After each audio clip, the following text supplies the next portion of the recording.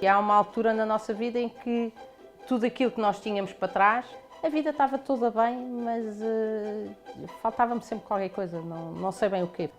Às vezes as pessoas perguntavam, mas andas triste? Eu digo, sim, eu sentia-me verdadeiramente triste, estava chateada comigo própria, porque até certo ponto quase que me sentia uma ingrata.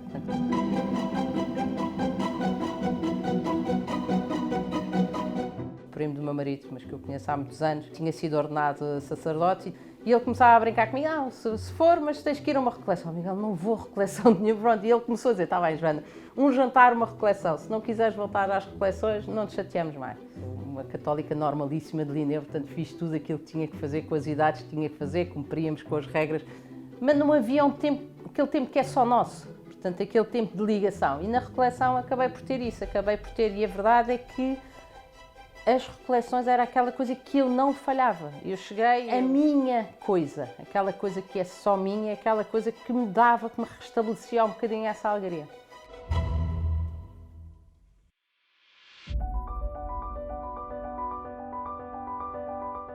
Depois também aconteceu que a minha filha quis entrar para as equipas de jovens Nossa Senhora.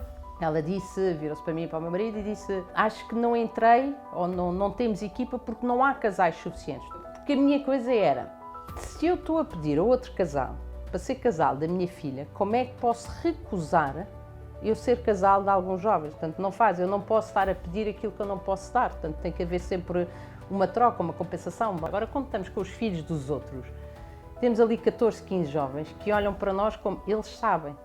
E portanto eu levava a sério, ainda levo a sério as equipas e portanto estudava. E portanto andava a formar e dei por mim a ir buscar livros por mim própria e a procurar coisas, mas completamente autodidata, sem saber muito bem o que é que andava à procura. Havia uma grande proximidade entre a família toda e ela. E ela apareceu com um cancro muito chato, muito forte, muito agressivo. Teoricamente tinha recuperado e fomos a uma consulta onde lhe disseram que não, que tinha voltado.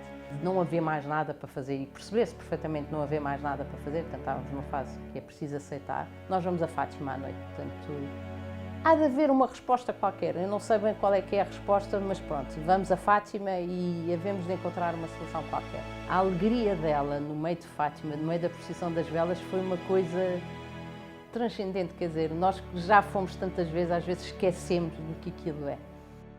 Infelizmente a doença da Dina não melhorou, só piorou e portanto eu liguei para a médica e perguntei quanto tempo é que ela teria ainda e percebi que era muito, muito curto. E a Dina sempre teve Roma e ver o Papa.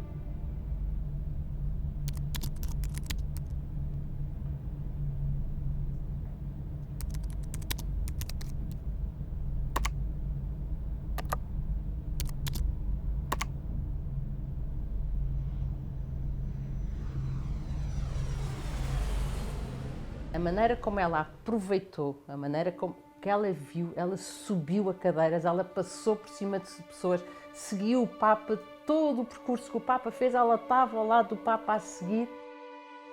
E depois a coisa mais impressionante, no último dia, depois voltámos e um mês e tal depois ela foi internada no hospital para não sair mais. Há uma perfeita noção de toda a gente que aquilo que é o fim, pronto. Eu fui a Fátima, eu vi o Papa em Roma. Eu fiz tudo na minha vida que havia para fazer.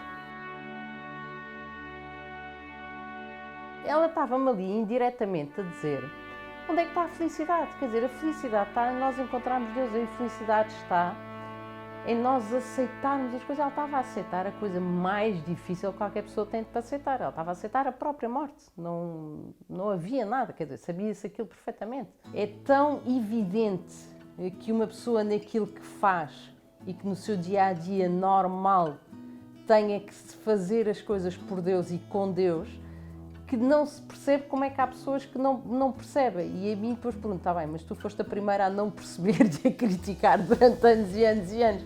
Portanto, mas para mim é simples demais. E a simplicidade é que é a parte que eu me identifico mais.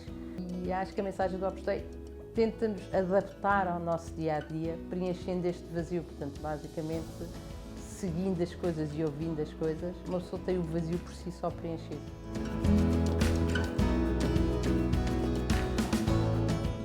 eu acho que esta é a grande mensagem, é continuem a mostrar-nos e espero poder eu também continuar a mostrar aos outros que o catolicismo, Deus, é alegria e afasta todas as tristezas e, portanto, o que eu quero deixar é o agradecimento e dizer para poderem verdadeiramente continuar a mostrar isso a muito e muito mais gente.